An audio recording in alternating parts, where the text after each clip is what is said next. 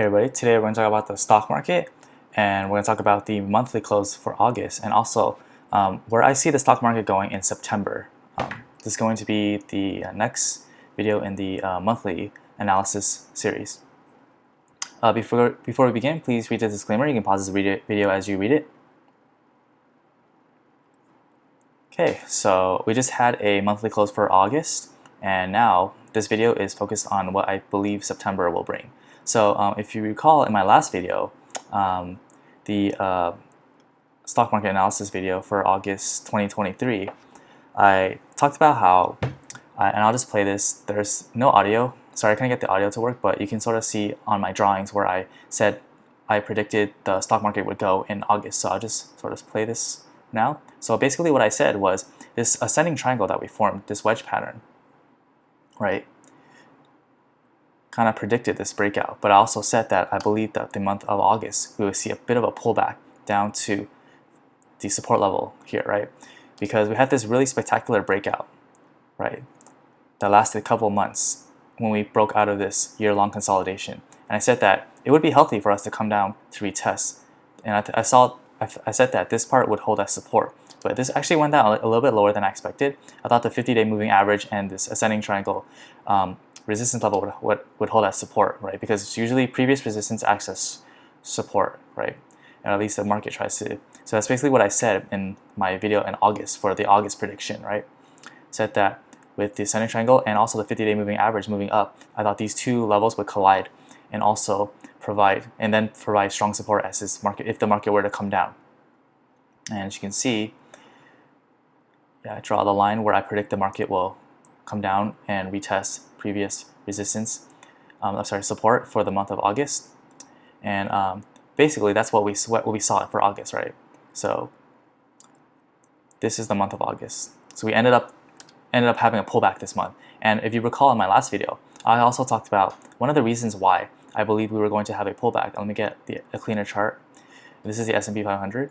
Is that we had 5 consecutive monthly green candles in a row. And my thesis, if you recall from my last video, which I just showed you, the August prediction video, was that I believed August would be a red month, that we would come down. And this is actually pretty good because we closed as a red hammer. And this is usually pretty bullish, right? Meaning that we drew down all the way. We actually engulfed the previous green candle, which is bearish, at a certain point, right? But then we recovered. Look at this spectacular recovery the last couple of days of the month, right? And so we ended up closing a bullish. This is more bullish than bearish, right? Even though it's a red candle, it is a hammer candle, so it's more of a bullish, right? Even though it's a red candle, it does predict that we can possibly see the market continue higher for the next month, right?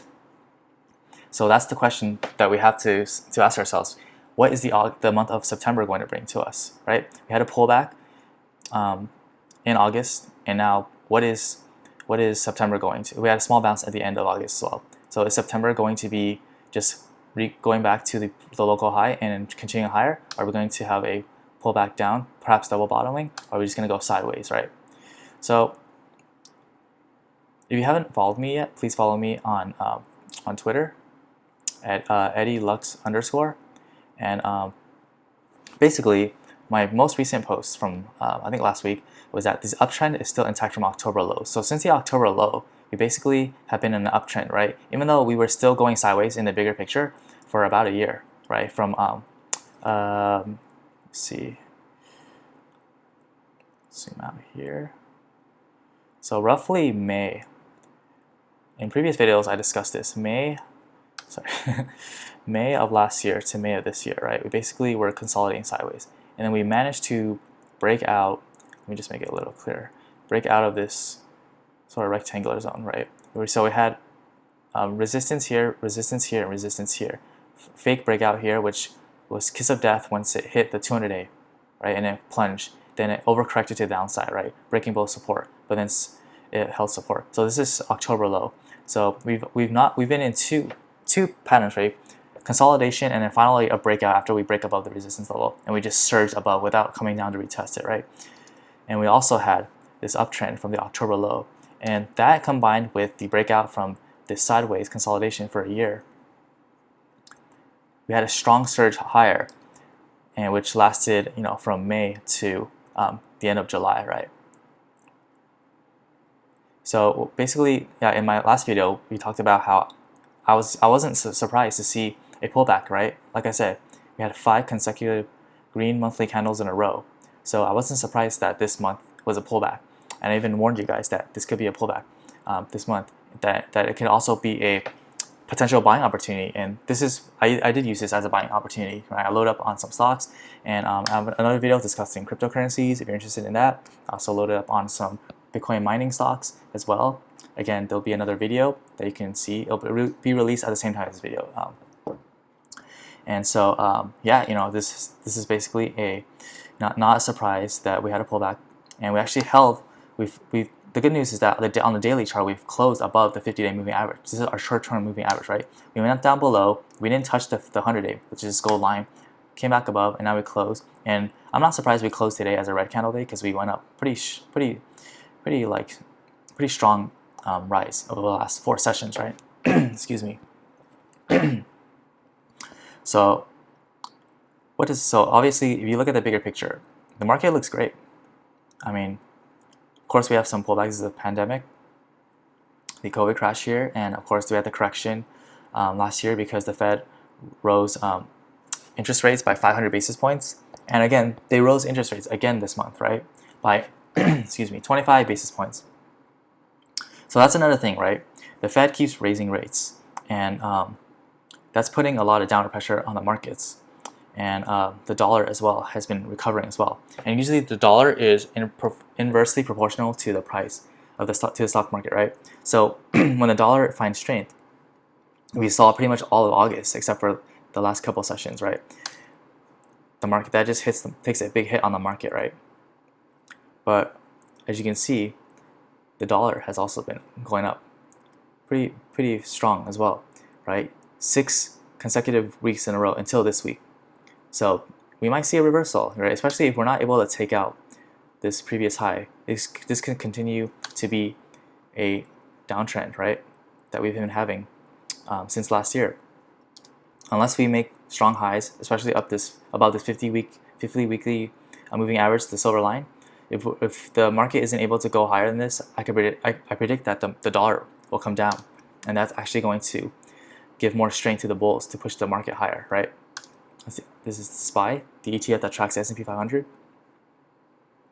So taking into consideration that, the fact that we had a correction in August that we predicted in our last video, and also the fact that I do think the Fed is going to start to consider pausing again, right? They paused this before this recent hike. They paused, and then now they rose another 25 basis points. So now they're around like 5.5%, right? But I don't think they're going to go to the higher end of 5 or even up to 6%. I think they're going to consider pausing for the next meeting, or they're going to raise 25 basis point and then they're going to stop there. So if that is the case, I think that's going to be very optimistic. The market is going to probably react positively, because even though the interest rates are historically high, especially for the last 20 years, I think the market is going to look at this as an opportunity to, I guess, front run potential move higher, right? If they are pausing rates and they're going to prepare to cut rates, that's going to be, the market is going to be ready. If they're waiting for the opportunity for the Fed to consider cutting rates, right? Right now, inflation actually went up a little bit to like 3.1 or 2%, but it is coming down overall. So the closer we get to 2%, the more likely the Fed is going to start to cut rates. But Jerome Powell has been very steadfast about getting to his 2% target rate. So again, we're going to have to see what the CPI report says for the month of September, and that's going to be another crucial data point, right? So yes, that with the technicals, the fundamentals, the Federal Reserve, I do believe that the month of September will probably be a sideways and then a move higher, right? Because I think that this month we came down a lot more than I expected. I thought we were going to stop over here, but we ended up going down a lot more. But the good news is that we actually held this previous support level. We didn't even come down to retest that level. We stopped just above that level, right? So if the bulls are able to defend this level, especially the 50-day moving average, I do believe we might come down. Maybe just as a technical, we came out 4 sessions pretty fast, right? Pull down and then go up a lot higher, right? If we do come down, we have a gap over here, by the way, that could be filled. If we do come down, I do think that we will hold this level. Worst case scenario, we do a double bottom and move up higher, right? I think that yes, it is possible if there is more good news. I think the jobs report comes out today, and if the job report, if people believe that the Fed is going to pause because of job reports, or the CPI comes out later this month and it's cooler than expected, and we're getting closer to a 2% target, I could see that this local high is taken out by the end of the month. So my prediction right now is, worst case, we come down and retest the 50-day, we hold it, and then we move up and we close either at or above the previous local high set in the end of July. And really, that's what we want to see, right? I mean, obviously, the market can do whatever it wants. It could go up a lot higher than I expect, but at the end of the day, what we want to see is a market that moves up in a steady fashion. You know, one of the reasons why we had such a strong correction last year in 2022, besides the fact that the Fed rose interest rates by 500 basis points, is that we had such a parabolic rise in 2021 coming out of the pandemic, right? So it was only natural, not only just fundamental, but also technical, you know, that we came down and basically, you know, because the market, when it goes up too steep, it tends to correct to downside, and there's a sort of mean that it runs through, right? It tends to revert to the mean, right? In a lot of ways, it tends to overshoot to the upside and then overshoot to the downside, and then sort of stabilize somewhere in between. So we draw a line like I just did, where this is like the mean, right? Reversion to the mean. You probably heard that, right? We overshoot to the upside and overshoot downside, and then we sort of end up somewhere in between. So that we're sort of getting to that level now, and I think the best thing for the market is, of course, for it to it's going to have its ups and downs. But as long as the overall direction is higher highs and higher lows, then we're optimistic that the market can continue higher, right? So yeah, just to summarize, this pullback, I think that it was a great pullback to add to your positions. I definitely added to my own stock and stock positions, and of course, it's not financial advice. You have to do your own research, make your own decisions. But basically, yeah. So September, I'm to summarize again that I'm looking for sideways and then higher towards the local high here. But of course, we're going to have to see what. So reset this chart a little bit.